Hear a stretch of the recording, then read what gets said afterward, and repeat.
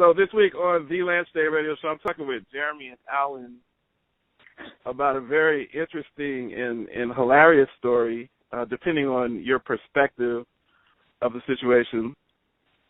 So if you've seen ESPN or SportsIllustrated.com or read any of the local papers, a very interesting story came out last week. Matt Barnes, who is from California, he was working out in the off season in his area, Santa Barbara. He gets a call from his kids, who he's checking up with. Matt Barnes is estranged from his wife. I've heard conflicting things. I've heard that their divorce has been finalized. I've heard that it's not been finalized, but they're currently estranged. He gets a call, and one of his kids is basically saying, "Hey, Derek Fisher's here at the house with Mom." Now, Derek Fisher and Matt Barnes used to play together. They used to be teammates.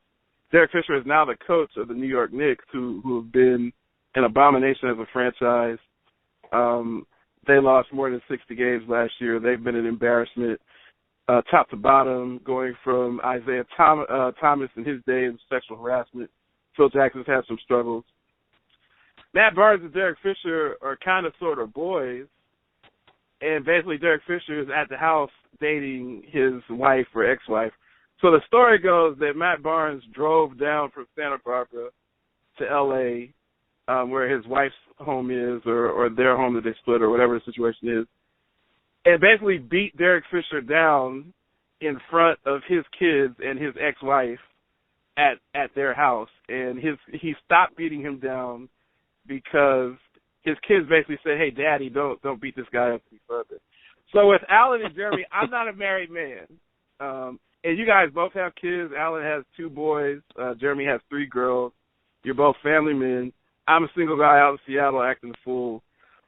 I'm gonna set it up and let these guys take it away because I'm not a married man. But what would either of you do if you were in a similar situation and one of your colleagues, you were going through something with your family, one of your colleagues / friends, you called to check on your kids, and Uncle such and such was walking around the house with your ex-spouse? Would you do the same thing? I mean, Jeremy, I don't know if you want to put the coin for the beat down or what you want to do. Well, listen, let me just say this. Hold on. First of all, I don't even know if I can take this bait because, you know, even entertaining a discussion in public that would suggest at any point in my life that my wife would be an ex-wife is grounds for major issues in the future. So I will have to kind of weed through, and even now as I'm talking, my wife is in earshot of me. So to entertain a discussion that would suggest that at some point my wife and I would be separated is grounds for I need to walk softly on that topic. But nevertheless, I mean, listen, I mean, Barnes is known to be a hothead, you know, and so let me just put it this way. I'll address the conversation in the context of Barnes and Fisher, and I think any human being out there listening can identify with the anger at some point in their life, should be able to identify with the anger of jealousy.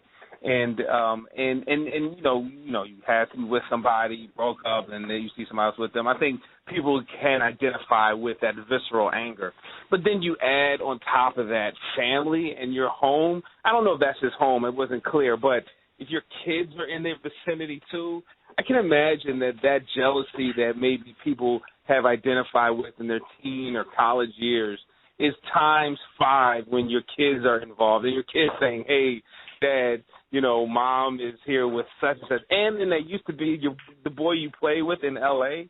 I mean, listen, that's pretty that's a pretty inflammatory situation right there.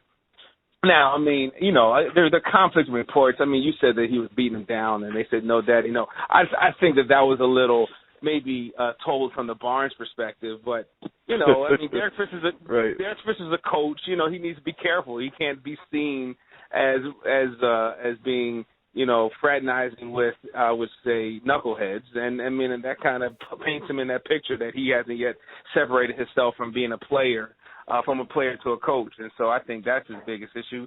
On top of the ego, now that that he is told that he got at least punched in the mouth or punched in the nose. So I mean, listen, whatever, it's life. It's kind of childish, but it's life. Yo, man, all I'm gonna say is this: like I consider myself a peaceful man for the most part, and try to avoid conflict where I can.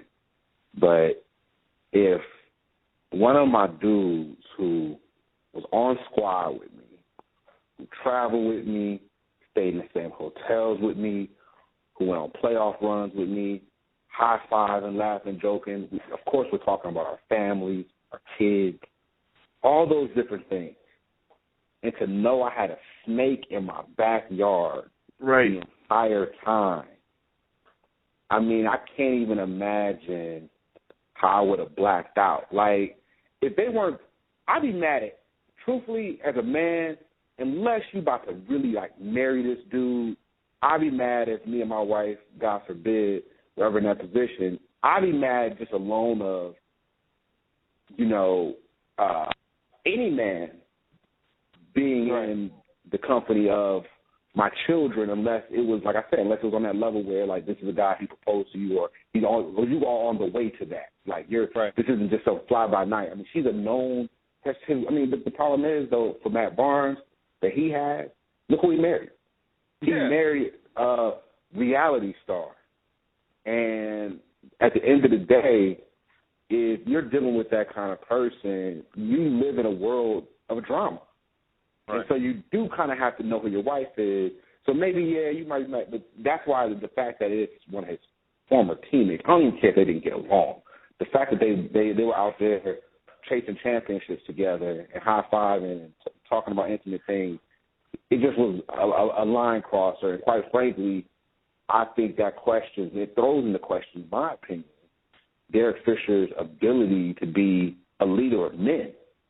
Because how are the men on your team going to have any respect for you? The minute you coach, the minute you tell them, you want them to run through brick walls, how are they going to have any respect for you now that you have just straight betrayed the homie? You know what I'm saying? And this is not like, it's his girlfriend or whatever. I mean, it was his wife. You know what I'm saying? So, I mean, that's a tough place to be. And, I understand Matt Barnes' anger, and truthfully, I think it's just a bad look by Fisher as a leader of men and a coach to get hemmed up in that situation. I mean, we're all human. All of us could make a mistake. I'm not saying that's not possible, but this one was just compounded on so many ways because of all the issues involved. So let me jump in because I think you touched on something that's important. So that was a very good Dr. Phil session about marriage and keeping families together. That was very enjoyable. It will go into the best of archives. Just looking at it as a fan and as a man and someone who's a leader, Alan, you're a leader in your profession. Jeremy, you lead people. I lead people. We're all in management level type of professions where people report to us and we're responsible for large expectations. How much of a joke is the New York Knicks franchise? I mean, how much of a joke does Derek Fisher have to be? There's so many women. You're Derek Fisher. You're about 38 years old. You're a good-looking guy. You're the coach of the New York Knicks. I'm sure that there are many women that you can get. I mean, you're a former NBA player with multiple championships.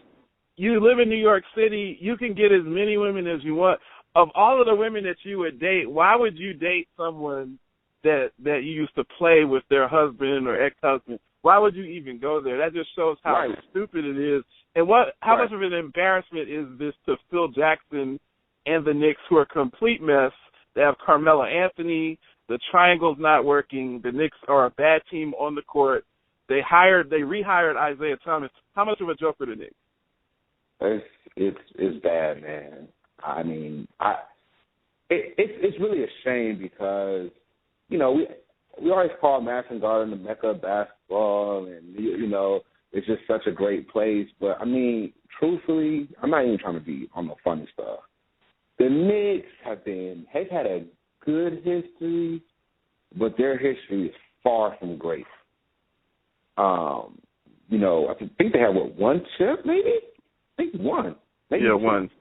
I think one. One chip. A bunch of losses to Michael Jordan. I mean, the Cavs had all that. I mean, I'm not trying to put the Cavs in, but I'm just saying the New York Knicks, we are always touted as this like legendary franchise, and yeah, I get it from New York, but their history really shouldn't lead us to have any great expectations for them. I really think it's all kind of smoke and mirrors. They've never been that great of a franchise. Let me step in a little bit, and I think I think we can't necessarily jump to the Isaiah Thomas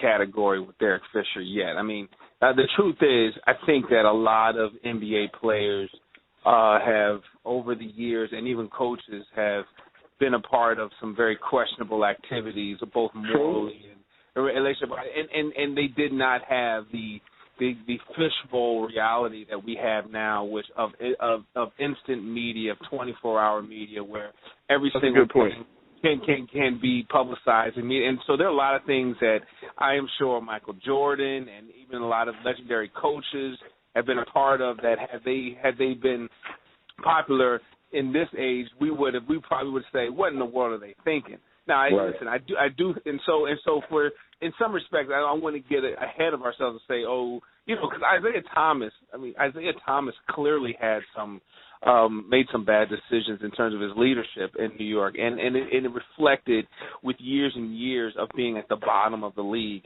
So it was more than just his poor decision making off the outside of the coaching bench, but it was just overall throughout the years of bad personnel moves and just really bad leadership. And so we had a whole body.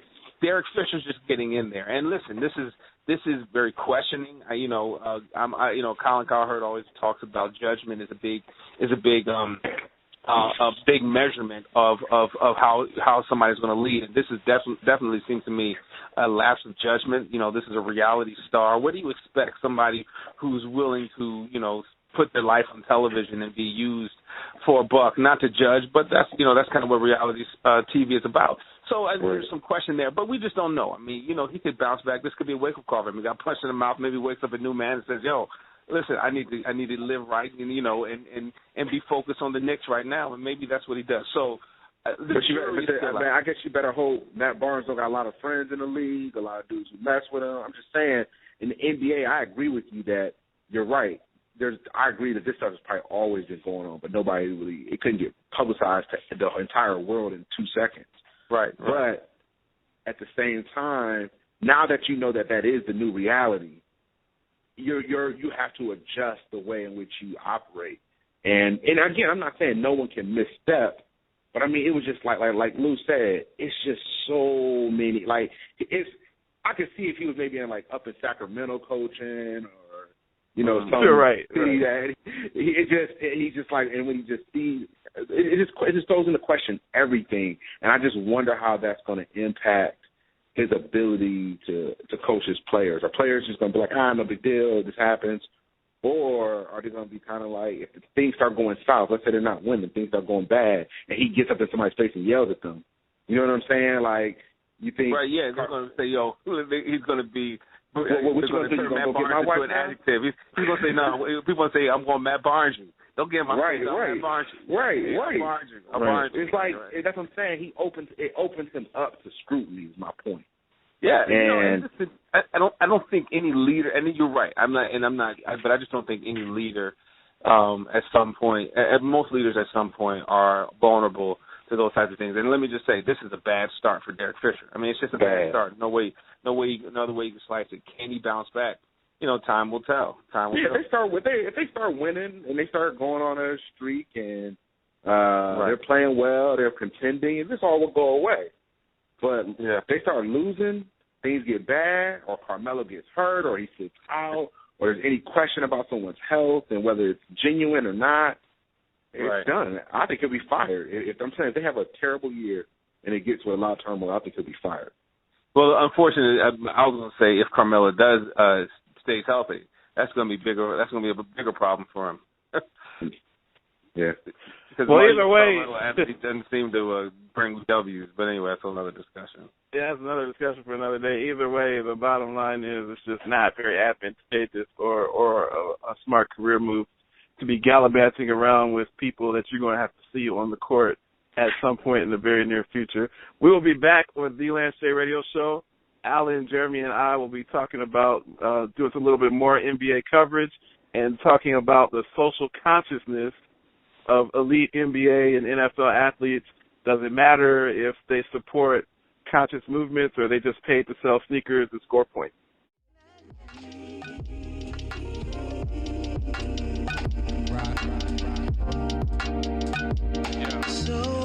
Advent Sports Network would like to congratulate Michaela Arthurs on becoming a charter member of the ASN Mentorship and Development Institute.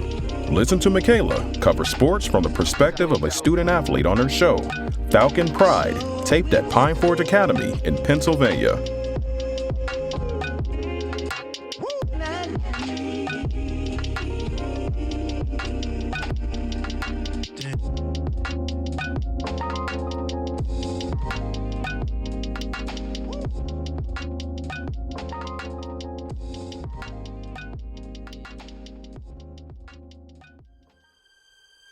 He may not be right, but you're going to have to prove it to him. Listen to Michael A. Jones talk sports on his show, 101 with MJ, only on Advent Sports Network. Who is it you think you see? Do you know how much I make a year? I mean, even if I told you, you wouldn't believe it. Do you know what would happen if I suddenly decided to stop going into work? A business big enough that it could be listed on the NASDAQ goes belly up. It disappears. It ceases to exist without me. No, you clearly don't know who you're talking to, so let me clue you in. I am not in danger, Skylar. I am the danger. You are listening to the Lance J Radio Show on Advent Sports Network.